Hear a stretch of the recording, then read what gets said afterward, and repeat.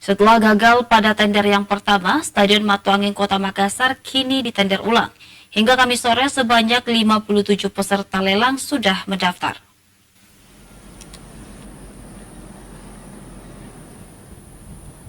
Setelah gagal pada tahap awal karena kurang peminat dan peserta yang mendaftar tidak memenuhi syarat, tender proyek pembangunan kembali Stadion Matuanging dibuka lagi.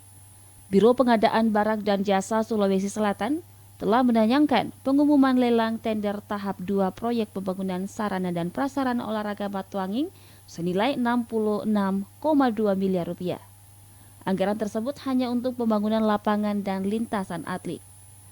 Penayangan lelang tahap kedua ini dilakukan per 31 Januari 2022 lalu. Hingga Kamis sore, sudah ada sebanyak 57 peserta lelang sudah mendaftar. Awalnya, pembangunan Stadion Matuanging Kota Makassar direncanakan rampung pada awal 2022. Dalam perjalanan Stadion Kebanggaan Masyarakat Kota Makassar ini tidak kunjung dimulai karena persoalan anggaran. Beberapa waktu lalu, pemerintah provinsi Pemprov Sulawesi Selatan bahkan memastikan pembangunan Stadion Matuanging kembali molor karena gagal di tender pertama. Wahyu Saputra, Celebes TV.